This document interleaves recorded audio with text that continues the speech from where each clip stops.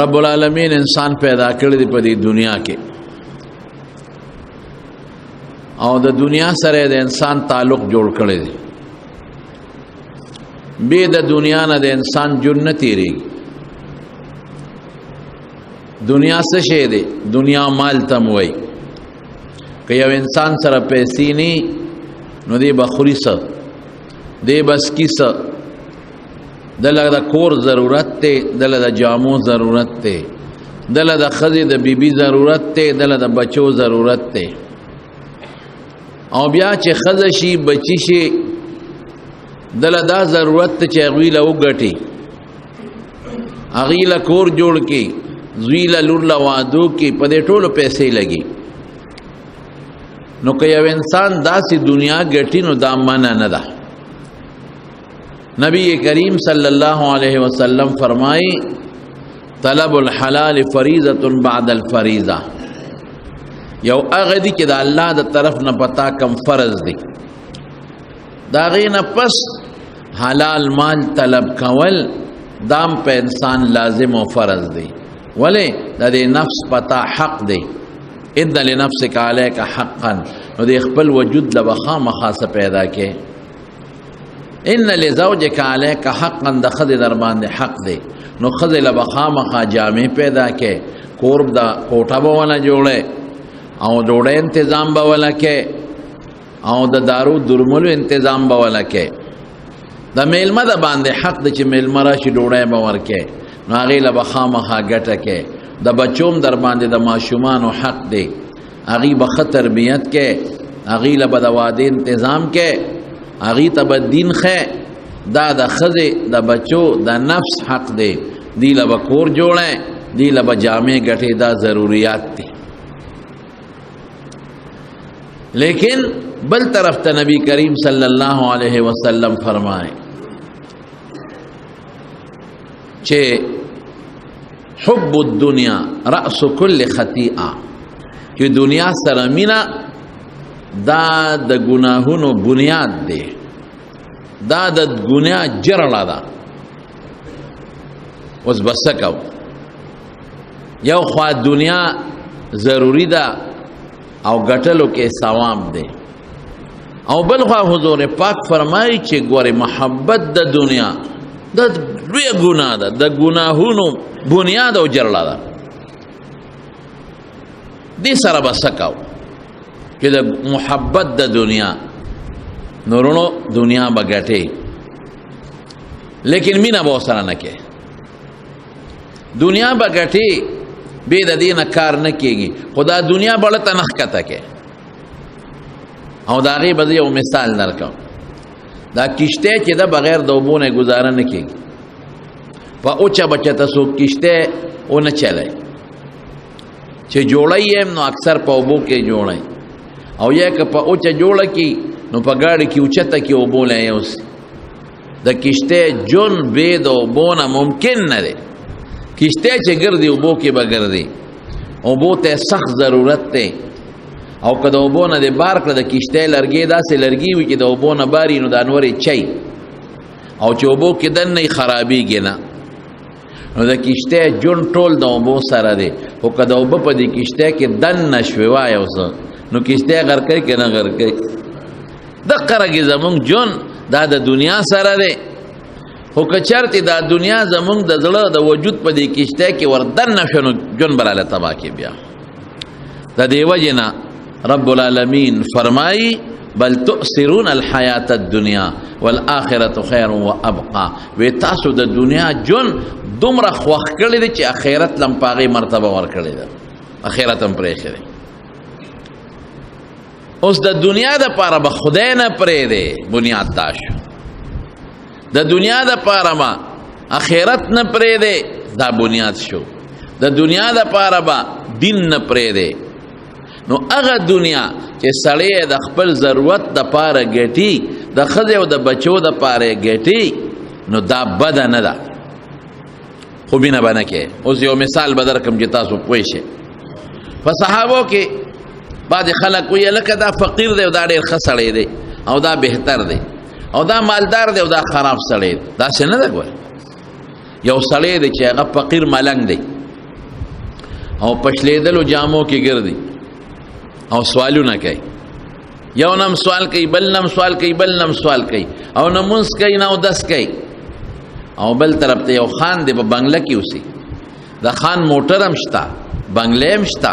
لیکن خپل منځ او دس وسره کوي او خپل روجې وسره نیسي نو دا خان د هغه فقیر لسو زرو فقیرانو هم د خدای په نس غوره دی فقیر دی او منځ نه کوي نو په هغه فقیر خدای څه کوي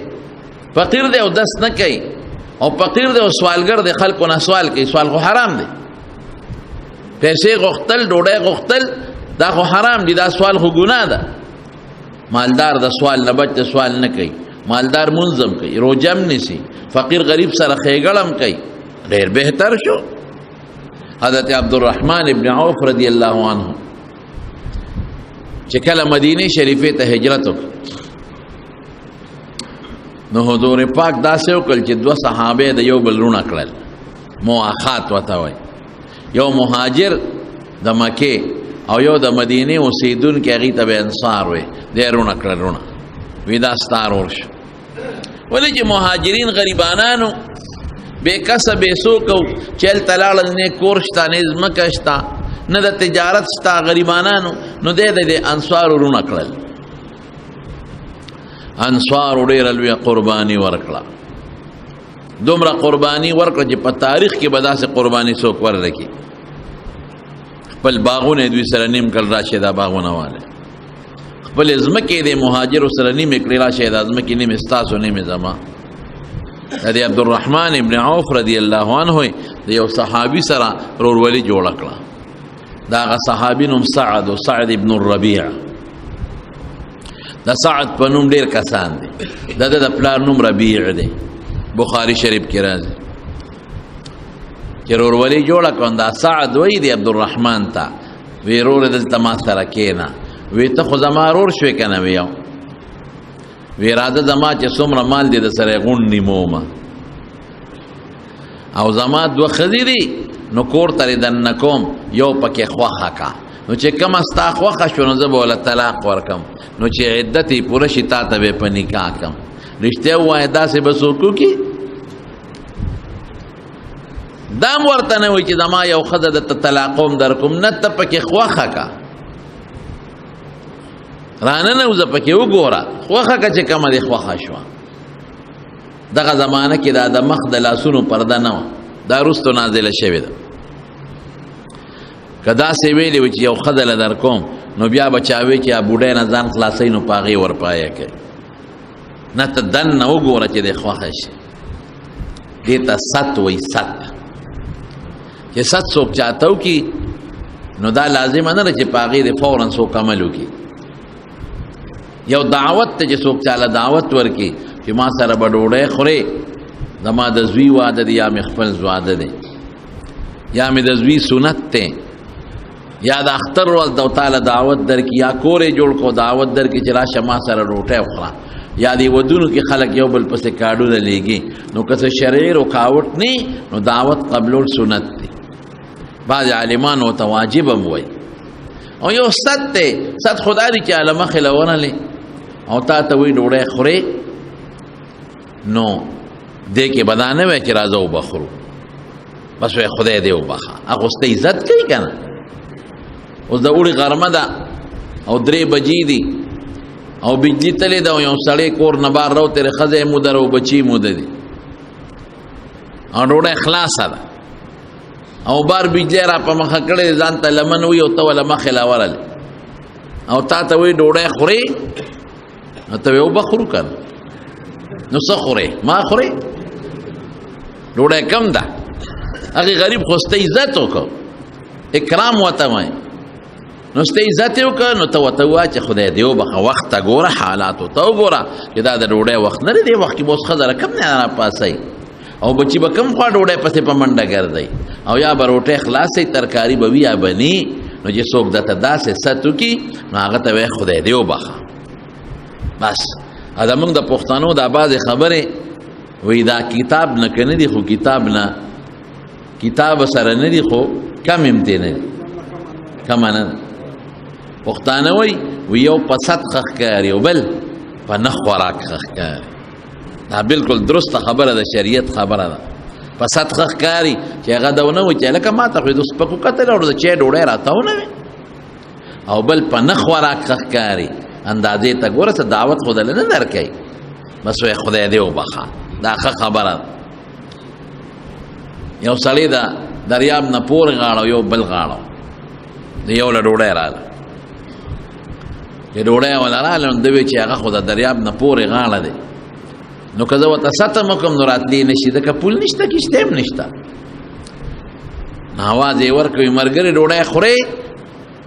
اوس دا ست شو. اوس هغه له پکار دي چې هغه ویلی و چې خدای دې وبخه. نو هغه د نر بچي سره شناز و ټوپ و هغه یې وپړسو او پرې راسور شو، دې غاړه راغی. یا خدایا پلار خو راپسې راپورې وت، ما ورته ست وکړې خو راغی. نو چې څنګه راپورې وت نو ده ته وایي کوم ځای کښېنمه؟ ما ورته را خوله باندې لاس کېښوي، په دې خوله مې کښېنه چې ما پې تا ته ست کو، دلته کښېنه. دا ګوره د شریعت قیدي دي ښه، د اوس ته ثابته به کوم. نو عبدالرحمن ابن عوف رضی الله تعالی عنه ته چې کله سعد ابن ربیع وي او یو ته بله ویم بې دعوته به ګورې ډوډۍ له نه ځې، ګورې دا یو شی ما محسوس کړ او په دې شادي حالونو کې مې محسوس کړ. ډېر خلک وایي په شادي حال کې وایي ما خو 300 کسانو ته ویلي وو، ډوډۍ مې د 400 برابر کړې وه او 600 وخوړه. نو دا 600 پیریان رالل څه؟ دا څوک دی؟ دا بې دعوته. بې دعوته پردی ډوډۍ له تلل دا سخته ګناه ده او جرم دی. او حضور پاک فرمایي چې څوک بغیر دعوت نه پردی ډوډۍ له ورغی نو دخل سارقا وخرج مغیرا، وی ورنن غل ورننه وټو ډاکو راووت، غلی وکړه ډاکه و بار راووت. نو چې تا ته ووایي چې ډوډۍ له به راځې او د بچو غږ یې درته نه کړې نو ماشومان بچي به د سکول نه چوټې کې. د سار نه بچو ته وایي نن سکول ته مه ځئ ښه، ولې باباجي زما د پلانکي دوست د زوی واده دی وله به ځو.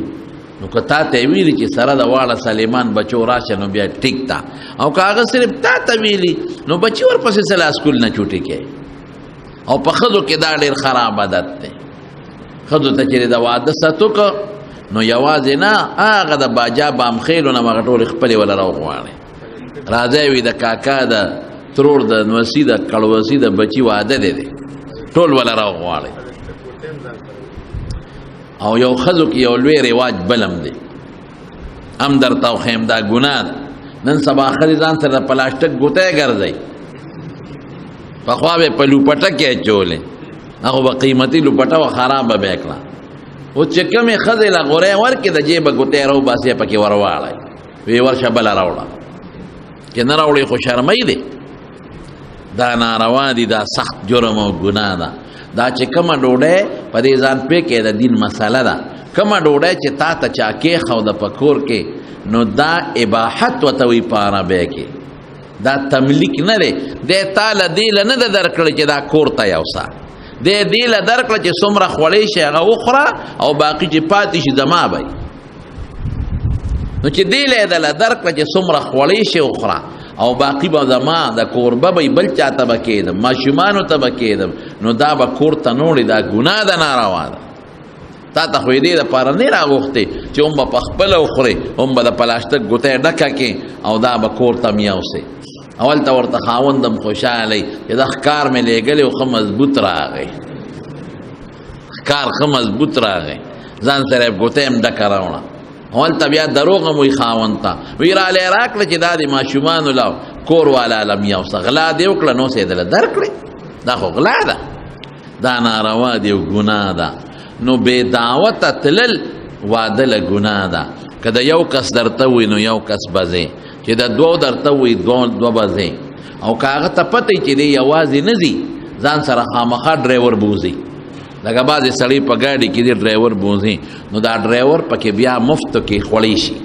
یا یو سړی بې نوکره نه ځي، هغه ته پته ده چې د سره خامخا ډرایور او یو کس نوکر وي، نو هغې یې بې دعوت هم بیا خوړی شي. دې ته دلالتن رضا وایي. لکه اوس شادي حال کې ډوډۍ د پیښور کې او تا ته وایي چې راځې به، نو ته به خامخا شادي حال ته خو پیاده نشي ته نه په بس کې تللی شي 11 بجې به پس بیا راځي نو که موټر دی وکړه او ډرایور دی بوته نو دې ته دلالتن رضا وایي دا پکې داخل دی ډوډۍ خوړی شي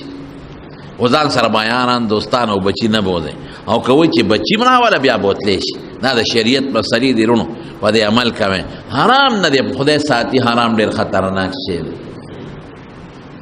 هر شی به راته خدای وبخي خو پردی حق درته خدای نه بخي دا قانون دی یو صحابي نبی کریم صلی الله علیه وسلم لراغی وی دا الله رسول که زه د خدای په لار کې جنګېږم مخ په مخ او شهید شم کم خوا به دی ځم وی جنت ته دا صحابي لاړ حضور پاک ورته آواز وکړو دلته راشه راویې غوښته وی تا څه ویلو وی ما وی که زه د خدای په لار کې جنګېږم او شهید شم نو چرته به ځم او تاسو راته وایئ چې جنت ته وی وایه او خبره اوس واوره ښه نبی علیہ السلام ورته فرمایي وایي که ته د خدای په لار کې جنګېږې او شهید شي او بالفرض بیا د خدای را جمدی کی او بیا جنگیږي او بیا شهید شي او بالفرض بیا د خدای را جمدی کی او بیا جنگیږي او مخ په مخ تختنا او بیا شهید شي ور درې شهادتونه شو نو الا بجنت تزي چې پر دې حق در سره ني او ګنته ګوته د بند عمر پر دې حق در سره و دین نو جنت ته نشتلې وی اوس جبريل راغی او دا خبره ما ته وکړه ډیر خلق پردو حقونو سره حجونو لذي دلته په پردي حق پورې نه ورکي دلته پردي پیسې لاندې کړي غنه ورکي دلته پردي زمکه لاندې کړي غنه ورکي او حج لذي او دې سوچي چې واپس راځم نو 0 میټر به واپس راځم ارصبرات معافي دا ټوله غلطه خبره دي په حج خدای ارص معاف کوي خو خپل حق معاف کوي او نه د بنده حق دا برته معاف کی مثلا چې چته چا غیبت کړي او توبه دی بیا وسره استي یا مثلا منزل تاخير سره کړي یا پردې خزه ته کتلی مثلا او کومز در باندې پورې دی نه دی کړي او زکات در باندې پورې دی نه دی ور کړي او یا پردې حق ته غاړه کې پروت دی دا په حجونو او دا په شهادتونو نه ختميږي دین ابزان ساتي خبره مې دې پورې کوله چې یو دعوت دی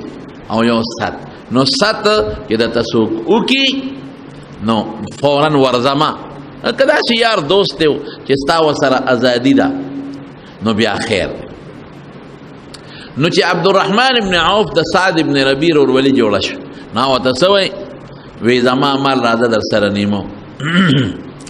او راځه ما سره کور ته دن نشدوه می خدي دي نو ته پکې یو خوخه کا نو چې ستا خوخه شي نو زه به طلاق ورکم او چې عدت تیر شي نو تا ته به په نکاح کم ګوره د ساتو که او ورته څه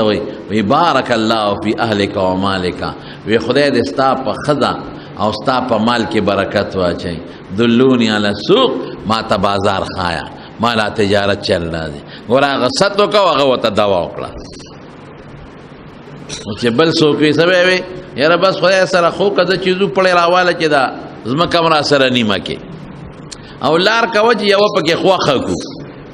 نه داسې به نه کړي نو صاحبه تجارت یې شروع کړ نو چې تجارت یې شروع کړ نو مالدار شو مال یې وګټ ګوره هغه هم قرباني ورکړه دم نو ځان له ښځه م وکړه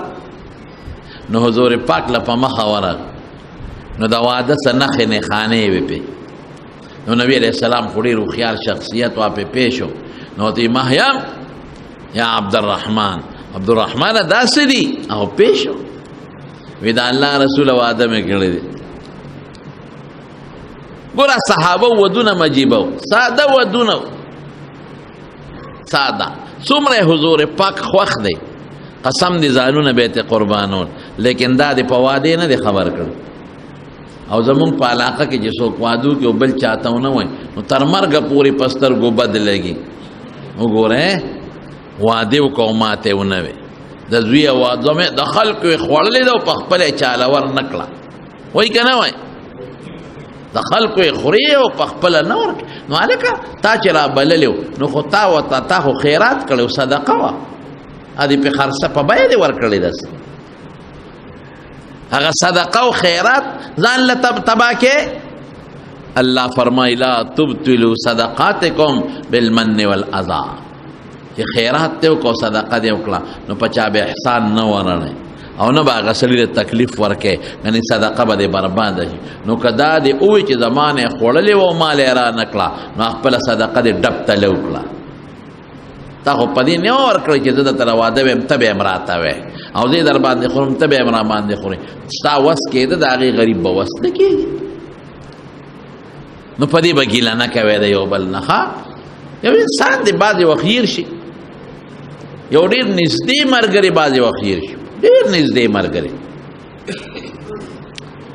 زمونږ چې کله زما خپله خادي وه نو نوم درته نه اخلم، خو په دې کلي کې بعضې ډېر نږدې دوستانو بس هیر شوي. خو باباجي جمدی خدای پاک دی وبخي، نو هغه به د فضل شاه لالا دی خدای وبخي، ډېر ښه انسان و. فضل شاه لالا ډېر ښه سړی و، خدای دې خورو کې وبخي. نو هغه فضل شاه لالا ته وایي چې دې خلکو ته ته ووایه یو کس به پاتې شوي نو مبارکۍ یې ځان سره ډبې م راوړو رامله. نو چې څنګه رالل ډبې راوړو نو وایي ښه وایي مبارکي مې درله وکړه خو دا ما ته م ویې ولې نه. یا خدایه پاکه هغه هیر شي انسان دی بعضې وخت کې. نو مونږ هیر شوي که نه یو کس دو ډوډۍ باندې خو عادت څوک په د چا نه درنېږي. نو بعضې وخت به ته به ته هیر شي یا هغه غریب به وس کمی هغسې به نشي کولی. بهر کیف دا دی وعدې وکړه حضور پاک یې نه دی خبر کړ. خدای سونه مالدار کا عبدالرحمن ابن عوف، اوهو دومره مالدار و دومره چې د پیسو ډیری به وکړه په کور کې پراتو. دنیا ګټله خو مینه ورسره نه وه. نو ته به وایې چې دنیا ګټله مینه څه معنا؟ مینه دې ته اوس وایي. یو ځل اعلان یې وکړ د مدینې فقیران، نو 2.5 لکه اشرفۍ دینار د سرو زرو 2.5 لکه اشرفۍ په غریبانانو وویشلې. اوس د مال سره چې د چا مینه وي هغې خوندي کي، نه پکې صدقه کوي، نه چاله هدیه ډالۍ وړي.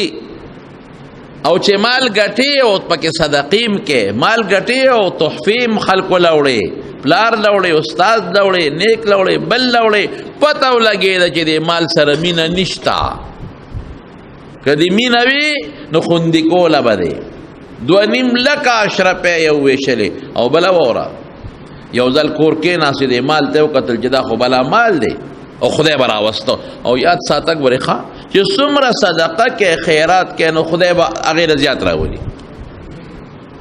د به صدقې کولې مال به ډېرېده، صدقې به کولې مال به ډېرېده. نو یو ځل یې د شپې لیست جوړ کړو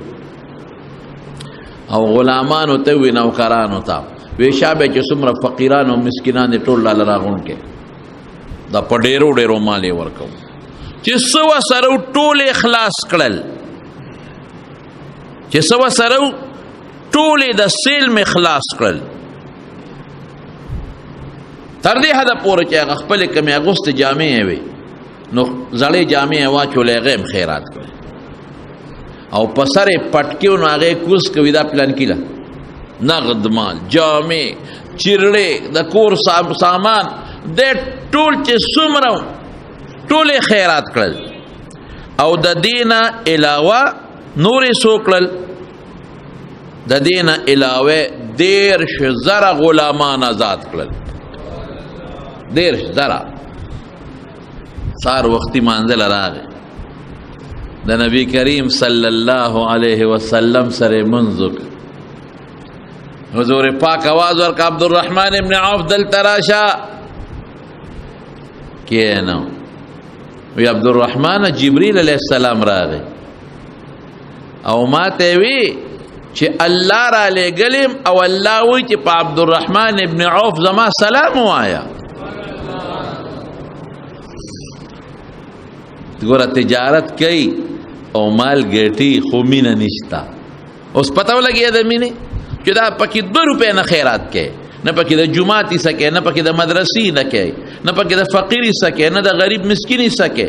نه چاله تحفه ډالۍ وړي. بس پته ولګي چې دا مال دی ړکې دننه ننوتې دی راوتل ګران دی. دا هغه کشته را چې دنه پکې وبنه نوځي دا هغه دي چې الله وی کلا بل تحبون العاجله دنیا مخخه ده وتذرون الاخره اخرت نه دی خوخ که اخرت خوخ نو سبا دي دان لا اخرت لم ساته کړه دا چې دی ورکه دا سر کم خالار دا اخرت لاله دا چې خیر خېګړه دی وکړه خیرات ته وکړه دا کم خالار دا اخرت لاله کلا بل تحبون العاجله دنیا مخخه ده اخرت نه دی خوخ اوس دویمه وره وی جبریل راغی ما ته وی چې الله وی چې په عبدالرحمن زما سلام وایا او عبدالرحمن ابن عوف ته وایا چې عبدالرحمن دا مال ستا نه دی زما دی واقعي دا مال د چا دی د خدای چې د خدای خوښي خو د سره وي او که د خدای خوښه نه سبا به در باندې داسې بیماری راوالي چې هغه خپل مال به دې بیا نشي بچ کولی خزه به دې نه جوړه کی بچی به دې نه جوړه کی مقدمه برته جوړه کی بیا به سکے نو الله وای چې دا مال زما دی او ته په دې مال کې زما او د رسول وکیلې ته په دې مال کې زما او د رسول وکیلې نو ګټم او خیراتم کو او عبدالرحمن دویم اعلان وورا الله وای چې دې د مالیاتو په مسله کې چې څومره مال او تجارت کوي نو د قیامت پر ورځ به د سره د مالونو حساب نه کېږي دا څومره لویه خبره ده نبی کریم صلی الله علیه وسلم فرمایي چې دا مالداران خلق بر دي غریبانانو نه حکم غریبانان چې دا سه صالحان او دیندار غریبانانی نیمه ورځ جنت ته رسټو دي نیمه ورځ د آخرت نیمه ورځ د دنیا نیمه ورځ نه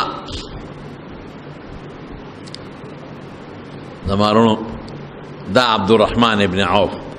څومره مال دا مال سره مینه نه وه خیراتونه به یې کول چې رسول الله مبارک به جهاد لمال پکار دی بس راوړه به یې غورځاو به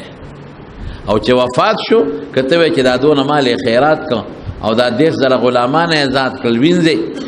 او دا ځان یې تیل توقه پرېښود نو دی خو بیا غریب شوي نه نه نه نه صدقه کوه غریب کېږي به نه نبی کریم صلی الله علیه وسلم فرمای وی دری سیزونه لري چې د په قسم خورم الکه د پیغمبر خبره به مونږ به قسم منو کنه به منو وی په دې درې وز قسم خورم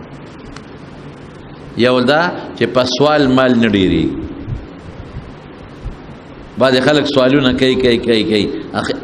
د مال مقصد څه دی چې ته په خپل جون تیر کې نو په سوال ستا مال نه ډیریږي خپل جون په نشي تیرولې یو دویم څه شی دی که تا عاجزي وکړه لکه یو مسلمان سره جنگ وکړه او تا ورته ځان ښکته کړه خیر دی الله به دل عزت درکوي من تواضع لله رفعه او دریم څه شی دی رسول الله مبارک وی زه په قسم خورم چې په صدقه مال نه کمیږي موږ وایو که دا لاړې بس کمې شوې په صدقه نه کمیږي زیاتېږي نو عبدالرحمن ابن عوف چې دا دومره صدقې کولې مال یې څه شو چې وفات شو نو څلور ښځې نو قانون دا دی چې څلور ښځې وي او بچي هم وي نو د دې څلورو واړو ښځو په شریکه اتمه کېږي او د هر یوې 22 کېږي د یوې ښځې 22 کېده نو یوې ښځې وی مونږ مال پوره سمه راکوې د خاوند په مال کې نه غلامانو کې غواړم نه ځمکو کې غواړم نه کورونو کې غواړم نه وینځو کې غواړم نغد مال کې لږې غوندې راکې نغد مالم ټول نه لږ غوندې نو 80,000 دینار یې وله ورکړل اشرف دیم پوره حصه نه وه او که دا پوره حصه شي 22 نو 80,000 له په 32 کې ضرب ورکړه ټول مال به څونه جوړېږي نو مال ګټل منه نه دي خو مینه به ورسره نه کې مینه دې ته وایي چې ځان پورې کلک نیسې او چاله ورکې نه او که مال ګټې او ورسره خیرت هم پکې یادې خدای هم یادې رسول هم یادې د ګاونډي حق هم منې د غریب هم منې د مسکین هم منې د استاد هم منې د ملا هم منې د مدرسې هم منې د جومات هم منې خیر ښېګړم کې نو بس دا مال بهترین شی دی دا ډېر ښه مال دی پته شه غریبی کار نه کېږي چې دا غریب دی نو ښه سړی دی غریب دی مونځ بې المازه دی نو اړوم ښه سړی نه دی هغه مالدار چې هغه مونځ کوي ته زرها جنده ښه دی حضرت زبیر دا د نبی کریم صلی الله علیه وسلم د ترور زوی